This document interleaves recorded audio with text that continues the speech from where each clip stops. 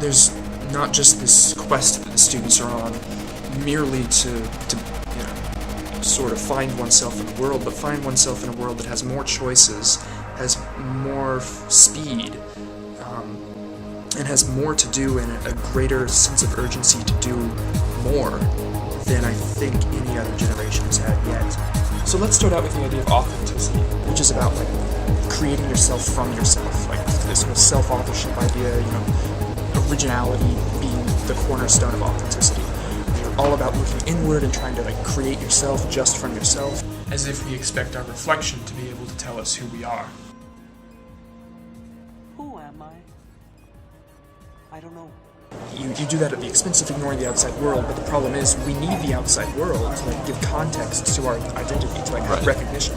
So he talks about these horizons of significance, which is this fancy way of saying a background, against which you can identify yourself. So things like political identity, religious identity, a lot of cultural identity, all of those things that become ignored when you just try to do the yourself thing because you're afraid, oh no, that's gonna tell me who I am. I can't get my identity from the man.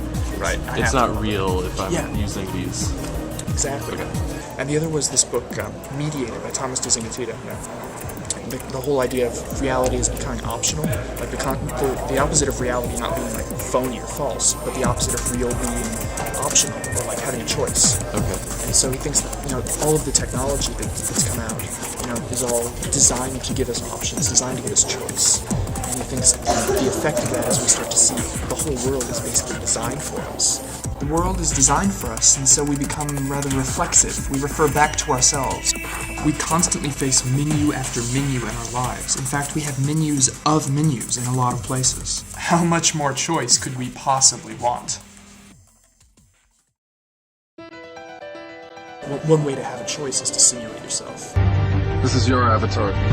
But that certainly plays back on authenticity. If you're simulated, you're probably not authentic. Right. So there's that conflict with authenticity and simulation, as well as authenticity and choice.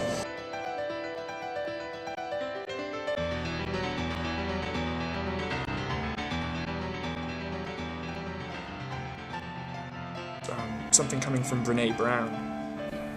We live in a vulnerable world.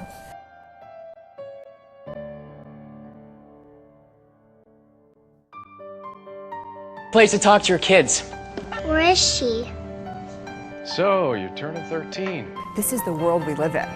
Because we tend to think of vulnerability as this negative sort of feeling sometimes, and we tend to think invulnerable is good, so we want to aim for invulnerability, that we sort of build these walls around ourselves out of irony. I think there is satire of this kind of couch potato, disaffected attitude. Wikipedia is the best thing ever. And the whole function of those, of irony and that is to keep out significance. But of course, that's exactly what we don't need. We need the vulnerability, not the invulnerability. I thought all of this came together for education in terms of BSing assignments. It's any time that we decide to engage in course requirements instead of course material. Basically when we place the grade above learning. That's pretty much what it is. So I think that school really teaches us to BS the assignments, and we have this knowledge and understanding that it's not the direction we should be going, but it's the direction that's going to get us somewhere. Right. It's this artificial environment that steers us towards artificial requirements, very much at the expense of any kind of real substance that could and should be there. One way we can get choices out of these static rules is by putting them in scare quotes, basically. Yeah. Sort of scaring away all the meaning with this irony and being oh yeah, I'll read, and that's reading as opposed to reading is BSing the assignments. So I think that's what the irony gets pulled into the whole BSing assignments thing. It gives in order to try to give us choice, in order to try to demolish any significance that could be in the assignment, and keep us vulnerable from learning something that might change our lives or make us think in a new way or get us outside of a comfort zone, things like that. But thinking about the way technology also kind of spreads us out over time in geography. You talk about Facebook profiles and texting. But when you think about students texting or checking Facebook in class, there's certainly a part of me that wants to say, yeah, that's right. That is disrespectful. But at the same, it's being rude, but it's also just being in a way. That, our existence is getting to a point where it's increasingly designed and steered towards trying to be in as many places as you can, doing as many things as you can at once. And like, the more efficient you are, the better you are as a person. Like, that's optimizing your existence is more.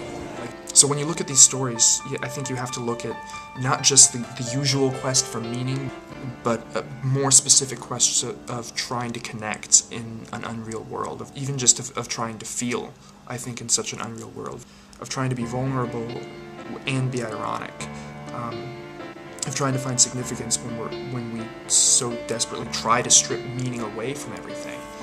Those are the sorts of conflicts and situations and circumstances that students increasingly find themselves in, and I think understanding those and seeing their stories in light of those conflicts is absolutely fundamental.